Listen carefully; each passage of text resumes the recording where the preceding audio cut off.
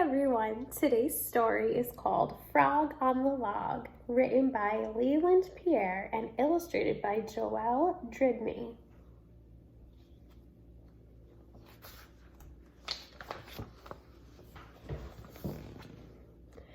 Down in the woods where the river runs through, by a creaky old hut and a leaky canoe, stood a marvelous mountain of mossy old logs which happened to house a small family of frogs. Now, those frogs like to bathe in the stream in the sun and roll in the moss, which is good froggy fun, till one day the river rose up and the logs were washed down the river along with the frogs.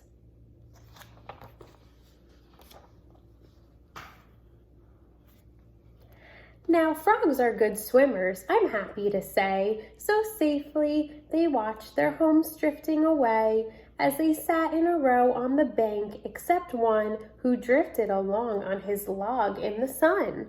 "I will not abandon my home," said the frog, and he drifted along in the sun on his log.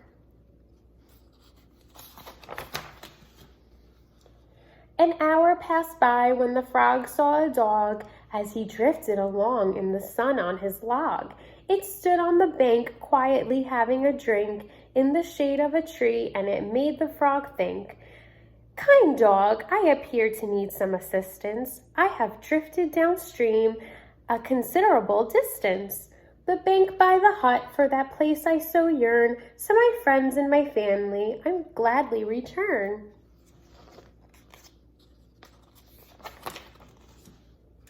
"Small frog," said the dog, "I would carry you gladly, but wood tends to splinter my mouth rather badly. So ride on my back if you like," said the dog, "but you'll have to abandon your mossy old log."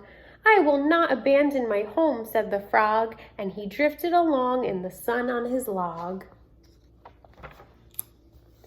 Another hour passed as he drifted along, alone on his log in the heat of the sun, when he happened to spy in a nearby bog the snout and two eyes of a mud-loving hog.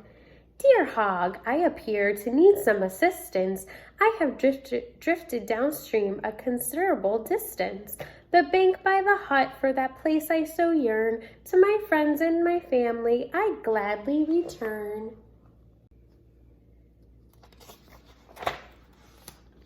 "Small frog, I've been bathing in marvelous muck. You could cling to my snout, but your log's out of luck. I'm afraid it would simply slip off," sniffed the hog, "so you'll have to abandon your mossy old log." "I will not abandon my home," said the frog, and he drifted along in the sun on his log. The sun was now sizzling high in the sky, and it beat down upon the frog drifting by. Laid out on his log as the river's end loomed at sharp jagged rocks and certain frog doom. "I wish I accepted the help of the dog, or hopped on the snout of the mud-loving hog," he thought when he saw at the base of those rocks the splintered remains of some mossy old logs. But what was that bobbing along in the foam? A log that was moving away from the stone. There was no time to think, and the little frog knew it. He took a deep breath, then he hopped right onto it. "How sad that I had to abandon my home," said the stubborn old frog as it smashed on the stone. Then looking about him, he saw with surprise his new mossy log came complete with two eyes. "Well, what have we here?" said the stunned crocodile, and he grinned at the frog with a wide, toothy smile. "A log-hopping froggy, and I have a hunch he hasn't dropped by for a spot of light lunch." The frog gave a gulp. "This is the worse than I feared," thought the frog on the crock as he shed a small tear. "I'm done for, I've had it. Finko kaput, I'll never again see the bank by the hut." Now, said the croc, "stop crying this instant. I too have been swept a considerable distance From way past the hut and the leaky canoe, I'm heading on back now. Are you coming too? So upstream they traveled, the croc and the frog, and they waved as they passed by the mud-loving hog and the dog on the bank in the shade of the tree to arrive at the place where the logs used to be. Thank you so kindly for taking me home, said the frog on the croc, no longer alone.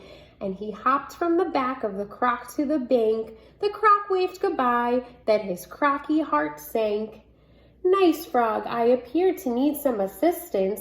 You see, I lead a rather lonely existence. My way home upriver was washed away too. So if it's okay, can I stay here with you? And that's how we'll leave them, the frogs and their friend. There's no better place for this story to end. A family of frogs and a crocodile too, in a crocky old hut and a croaky canoe. The end. I hope you guys enjoyed that story, and I'll see you guys soon. Bye.